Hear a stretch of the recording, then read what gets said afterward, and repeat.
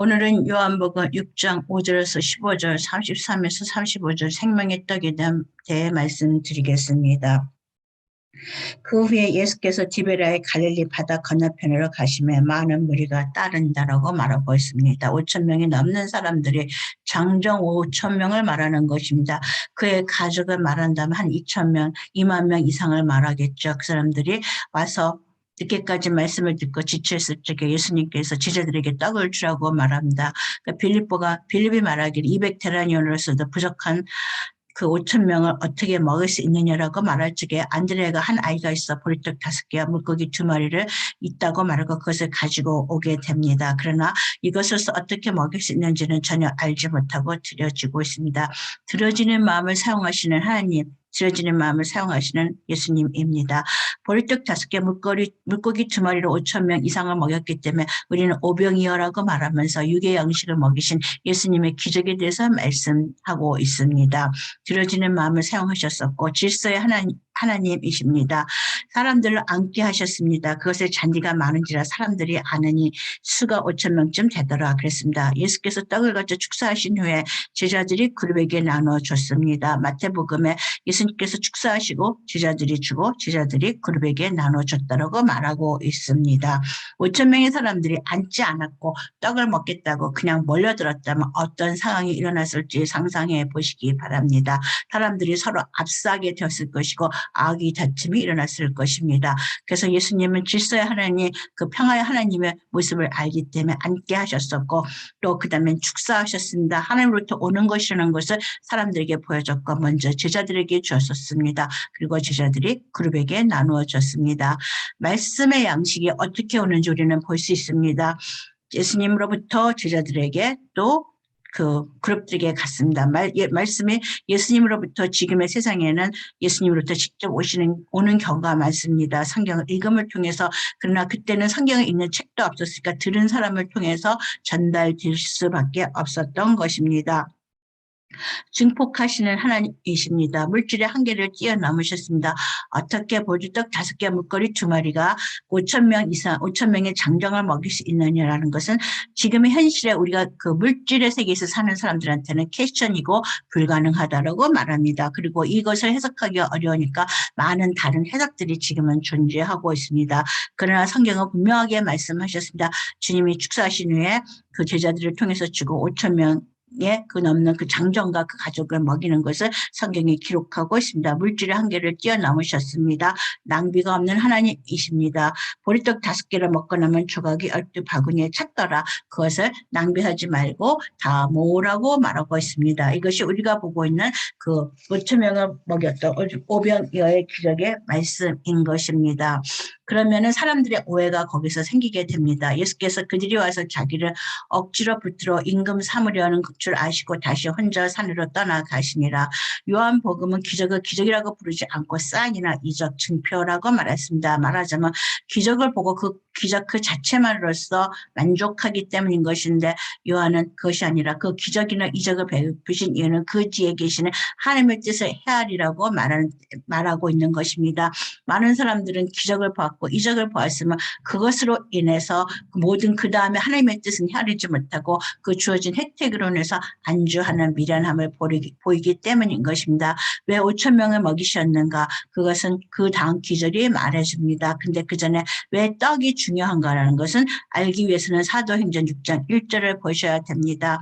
그때 제자들이 더 많아졌는데 헬라파 유대인들이 자기의 가부들이 매일의 구제에 빠짐으로 히브리파 사람을 원망하니 첫 번째 분란이 가부 구제의 배분 때문에 일어나고 있었고 그 결과 7집사가 세워졌었고 사도들은 말씀과 기도에 전념하겠다고 말하고 7집사는 교회 행정이라든가 다른 문제를 해결하기 위해서 세워지는 과정입니다.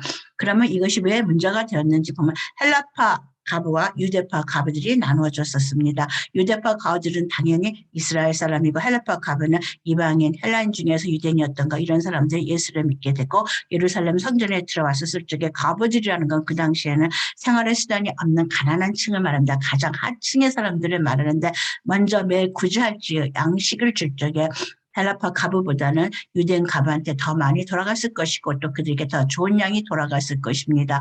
그러므로 인해서 헬라파 가부들이 원망하게 되었다는 것입니다. 우리는 이 장면을 읽으면서 많이들 쉽게 지나갑니다. 21세기 미국에서 산다면 풍요로움 속에서 살고 있습니다. 지금 비록 그 인플레이션 때문에 물가가 올라서 엔겔 지수가 올라가서 사람들이 소리를 지르지만은 그래도 여전히 아직은 풍요로운 땅인 것입니다. 그러나 아프리카를 가보십시오. 거기는 가스값이 오르는 것이 문제가 아니라 좀 지나면 가스값이 오르는 것이 아니라 가스가 없어서 차를 움직일 수 없는 고철이 된다라고 말합니다. 왜냐하면 우크라이나와 러시아 전쟁이 일어나서 밀값이 폭등해가지고 양식의 인플레이션이 너무도 올랐기 때문에 살 수가 없기 때문에 곳곳에서 다른 나라들이 폭동이 일어나고 있습니다. 사람들이 먹는 것이 부족할 때 인간은 얼마나 처절해지게 되고 또 비참해지게 되고 또 악하게 되는지 모르는 것입니다. 그것을 말했던 그런 많은 기절들이 우리는 역사상에도 있고 또 성경에도 있습니다.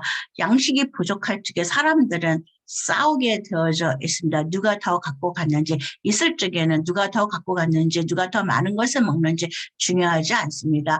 내 배가 채워지면 그것으로 족한 것이고 누가 스테이크를 먹든 누가 햄버거를 먹든 그렇게 중요하지 않은데 더 이상 음식이 없다면 햄버거 반쪽 갖고도 싸울 수밖에 없는 것이 인간인 것입니다. 그러므로 이 먹는 문제는 굉장히 중요한 문제인 것입니다. 그리고 앞으로의 세상에 있어서는 이 먹는 문제, 양식의 문제가 얼마나 더 중요해지는지 아무도 알 수가 없는 것입니다. 그래서 예수님께서는 먼저 육신의 떡을 공급하는 것들을 하셨던 것이고 육신의 떡이 왜 중요한가는 그 당시 사람들의 하루 세 끼 먹기도 바빴던 그 상황에서 볼 것 같으면 이스라엘 백성들이 예수님께서 그렇게 풍족하게 오병이어의 기적을 행하신 것을 보고서는 예수님을 잡아서 임금 삼으려고 했던 것이 그 배경이라는 것을 말씀드리는 것입니다. 그러면 떡을 먼저 먹이셨던 이유는 생명의 떡을 말하기 위해서 육신의 떡을 먼저 먹이셨습니다. 육신의 떡을 먹어서 시청과 교육을 하시기 위해서 오병이어의 기적이 필요했던 것입니다. 그 다음 말씀 6장 33절에서 35절의 말씀에 정확하게 나와 있습니다. 하나님의 떡은 하늘에서 내려 생명을 주는 것이니라. 그들이 이르되 주여 이 떡을 항상 우리에게 주소서. 예수께서 이르시되 나는 생명의 떡이니 내게 오는 자는 결코 줄이지 아니할 터여 나를 믿는 자는 영원히 목마르지 아니하리라. 이스라엘 백성은 구약에서 만나를 먹었던 경험이 있습니다. 광야에 살았을 적에 매일매일 나가서 만나를 구해야 됐었고 그 양식이 하루치 양식이었던 것입니다. 주기도에서 말하듯이 오늘날 우리에게 일용할 양식을 주시고 하나님이 주시는 생명의 떡은 일용할 양식, 하루치의 생명의 양식인 것입니다. 그것은 저장할 수가 있는 것이 아닙니다. 매일매일 나가서 먹어야 되는 것이고 얻으러 노력해야 되는 것이고 자기 힘으로 얻는 것이 아니라 하나님이 주시는 것으로 먹는다라는 것입니다. 이스라엘 백성 이 만나의 기억이기 때문에 우리에게 만나를 먹여서 5,000명을 먹였던 오병이어의 기적과 같은 그 육신의 떡을 달라고 말했을 때 예수님께서는 그 육신의 떡 만나가 아니라 생명의 떡 예수 그리스도의 말씀을 말하고 계시는 것입니다. 이렇게 말했다 할지라도 많은 이스라엘 백성들은 아직 그 말씀을 깨닫지 못했습니다. 오병이어의 기적으로 인해서 육신의 떡을 충분히 먹어서 그 다음에 육신의 떡이 그 육신을 즐겁게 이롭게 그리고 필요를 채워주는 것 같이 그 생명의 떡, 그 생명 말씀이 하나님의 말씀이 그 우리의 영혼을 풍요롭게 한다라는 시청과 교육을 해줬음에도 불구하고 많은 사람들은 여전히 생명의 떡에 대해서 잘 이해하지 못하고 있다라는 것입니다. 육신의 떡은 배가 할 수 없지만 하나님의 손에 들려주면 배가가 증폭이 일어나게 됩니다. 내가 갖고 있는 자그마한 헌금은 물질은 내가 갖고 있는 떡은 남한테 나눠줄 적에 나눠서 먹어야 되지만 아마 우리의 영혼은 즐거움을 느끼게 될 것입니다. 음식이라는 것은 같이 먹어야 맛있는 것이지 혼자 먹을 적에는 아무리 맛있는 음식도 그렇게 맛있지가 않은 것이 나누어 먹어야 되는 그 하나님의 섭리이기 때문인 것입니다. 그리고 육신의 떡은 우리의 손에서는 육신의 떡으로 배가가 안 되지만 하나님의 손에 들려지게 되면 배가가 일어나게 됩니다. 우리가 작은 헌금을 드리면 그 어린아이 같은 작은 헌금 오병이어의 물고기 2마리 그리고 그것을 떡 5개를 드릴 것 같으면 예수님 5천 명 이상을 먹이시는 기적을 만들어내시는 것입니다. 그 증폭은 배불리는 것만, 그 물질에 배불리는 것만이 아니라 영혼의 양식, 영생에 주어지는 것인 것입니다. 그리고 지식도 나눌수록 증폭하게, 축복도 나눌수록 증폭하게 됩니다. 헌금을 드리는 교인들을 볼 것 같으면은 헌금을 자기 이상으로 들여지는 사람이 있고 또 비즈니스 하신 분들이 가장 많이 더 많은 물질을 드리게 됩니다. 자기가 받아보니까는 그것이 증폭해오고 배가하는 것을 경험하기 때문에 지금은 부족하다 할지라도 또 더 많은 것을 바라보고 드리기도 합니다. 또 더 많은 것을 바라보고 드렸다가 돌아오지 않아서 실망하게 되고 좌절하는 경우도 있을 것입니다. 어쨌든 하나님 앞에 드려지는 물질은 증폭을 하게 되었고 다른 사람한테 도움이 되어질 것입니다. 우리의 일부는 아프리카 갔을 적에 많은 사람에게 생명의 떡이 육신의 떡이 될 수 있습니다. 그러나 복음의 말씀은 그와는 더 많이 그들의 영혼을 구원하는 생명의 떡이 될 수 있다는 것입니다. 지식을 나눌수록 축복을 나눌수록 기도도 나눌수록 증폭합니다. 육신의 오병이어의 기적을 행하신 주님은 육신의 떡을 통해서 그 다음에 내가 하늘에서 내려온 생명의 떡이니라고 말하는 그 자신의 생명의 떡, 하나님의 말씀을 듣고 읽고 소화하라는 그것을 말씀하시기 위해서 시창과 교육을 위해서 이스라엘 백성에게 행하셨던 것인데 많은 사람들 오병이어의 기적만을 말하고 오병이어의 기적을 해석하지 못하니까 이상한 해석의 말들도 나와지게 되었지만 오병이어의 기적은 생명의 떡, 예수 그리스도의 떡이 육신의 떡이 우리 육신에게 어떻게 도움을 주는지 생명의 떡은 또 우리에게 얼마나 도움을 줄 수 있는지를 설명하기 위해서 주어진 말씀인 것입니다.